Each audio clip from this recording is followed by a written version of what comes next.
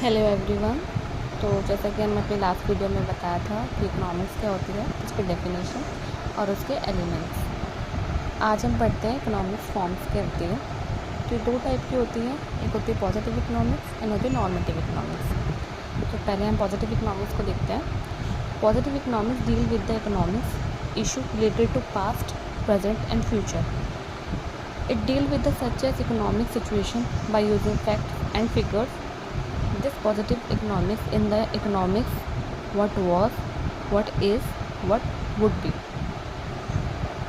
इसमें इस बात की स्टडी करते हैं कि जो इकोनॉमिक सिचुएशन थी वो पहले क्या थी, अब क्या है और आगे क्या होगी. हम पॉजिटिव इकोनॉमिक्स से इसी बात की स्टडी करते हैं. अब मान लीजिए कि पहले जो है फॉर एग्ज़ाम्पल जो अनएम्प्लॉयमेंट रेट था वो पहले 2020 में मान लीजिए 5% था. अब वही बढ़कर जो है 24 में जो है 6% हो गया. और जो अब जो है आगे कितना होगा 26 में या 25 में कितना होगा, तो फ्यूचर क्या होगा. हम इसी बात की इकोनॉमिक सिचुएशन की इसमें स्टडी करते हैं पॉजिटिव इकोनॉमिक्स में. अब जैसे कोई बच्चा स्टडी करता है, वो 8th क्लास में 60% लेके आता है, 9th क्लास में जो है वो लेके आता है 65.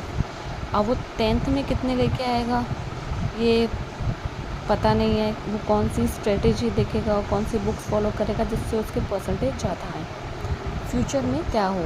अब सभी को अपने परसेंटेज हाई रखने होते हैं ना, अच्छे सब चाहते कि अच्छे आए. तो इसी बात की जो है स्टडी होती है कि जो पास्ट में क्या था, प्रेजेंट में क्या है और फ्यूचर में क्या होगा.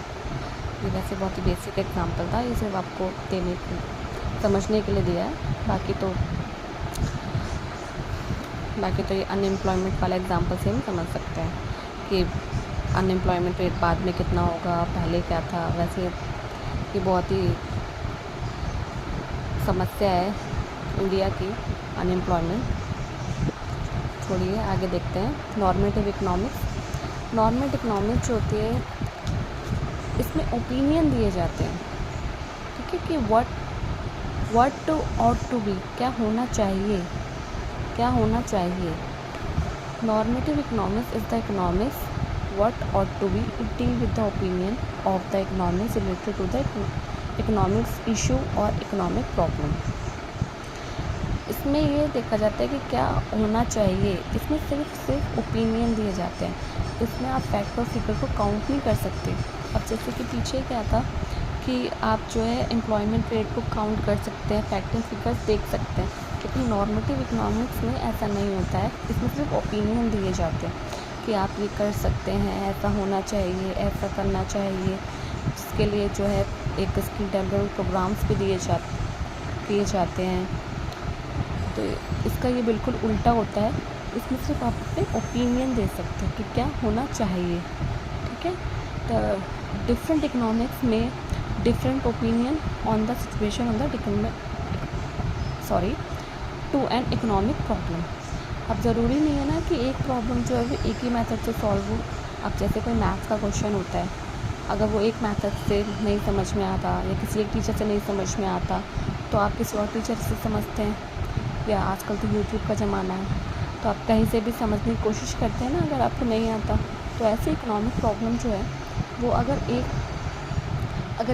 एक ढंग से नहीं हो रही तो दूसरी मेथड से उसको सॉल्व किया जाता है. जैसे कि for example skill development programs will end the problem of unemployment in India.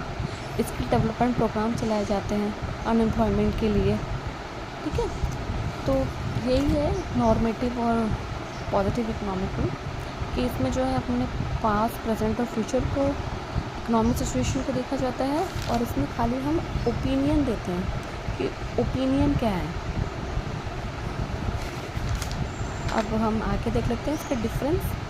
तो जैसे अब इकोनॉमिक डेफिनेशन समझ में आ गई है पॉजिटिव और नॉर्मेटिव की, तो डिफरेंस भी ईजी होगा. तो ये आप देख लेना बाद में. अब हम पढ़ते हैं what is economy. Economy is the system by which goods and services produce